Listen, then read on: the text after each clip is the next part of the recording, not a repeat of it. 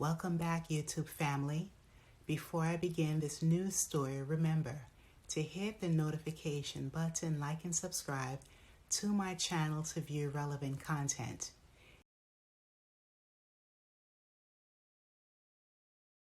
And please share with your friends and family as well. Let's get started. This is another heart-wrenching case of child abuse.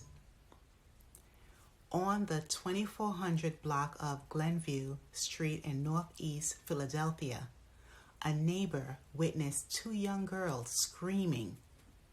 It was Thursday afternoon when the two girls, ages 4 and 5 years old, were outside frantically yelling in the rain. Both girls were wearing only Pampers, no clothes or shoes. Being observant and quick thinking, the neighbor, Hector Perez, called the police.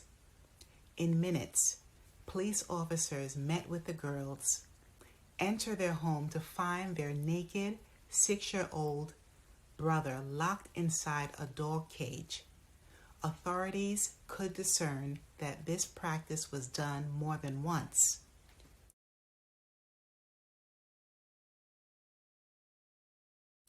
The girls shared that their mother routinely put their older brother inside the dog cage whenever she went out.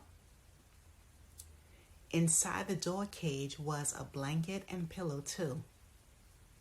YouTube family, it is so awful to hear about child abuse.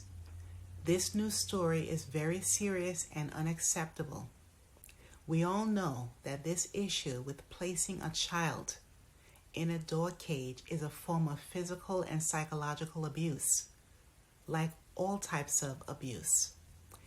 These young children at 4 and 5 years old had the wisdom to step outside of their house and courageously call for help.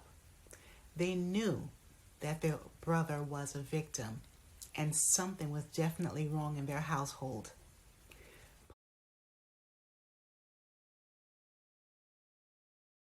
Police found their grandmother, a wheelchair-bound elderly woman, and a 40-year-old uncle inside the residence.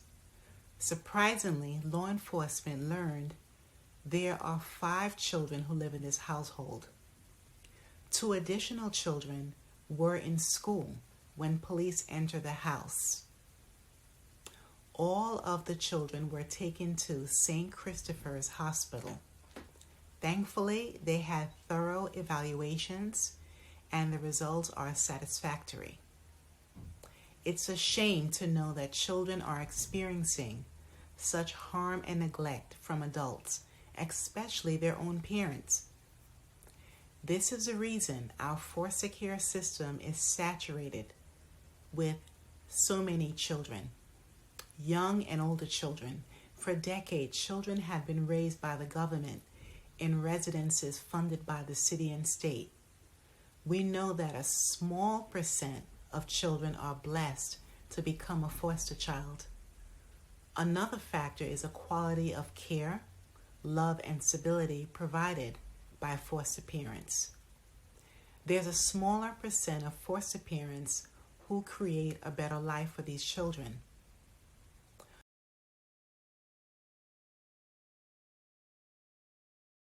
Numerous foster children talk about having negative experiences in their new homes and even bouncing from house to house. Many of them experience abuse and additional trauma in their new foster homes. It's sad because these children tend to feel abandoned, less valued, and resentful of their predicament, especially if their parents are still alive. A fraction of foster children are adopted. It's refreshing to learn about healthy and mature-minded individuals who choose to adopt a child. However, I find it baffling that many Americans choose to adopt kids out of the country instead of seeking kids from our child protective system or foster care system. But while talking to a friend, I found out some reasons for this. There may be a lack of infants available for adoption within the United States, and possibly because of abortions, birth control, and single parent households. There's so many older children, and adopting an infant or a child from another country can provide adoptive parents with more options than they would have otherwise had if they were only looking domestically to adopt a child. Additionally,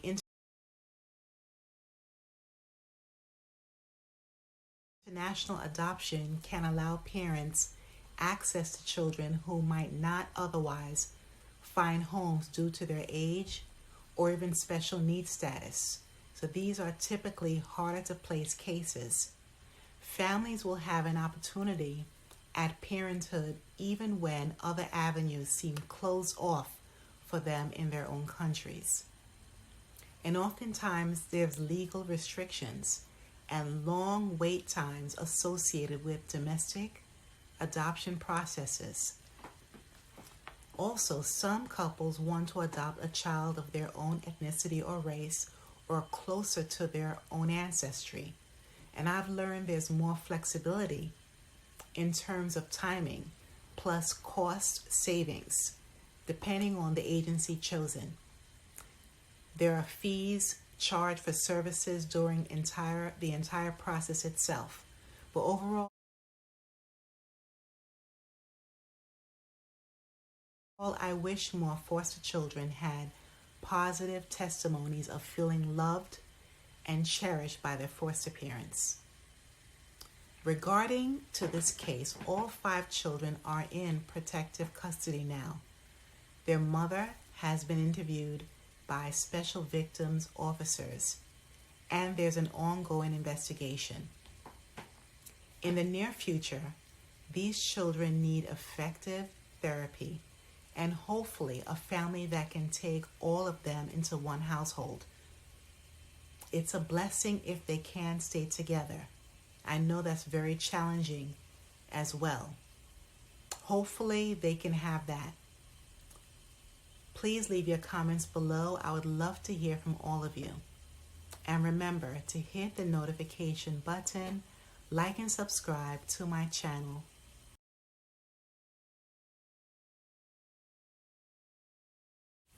Thanks a million and stay safe wherever you are.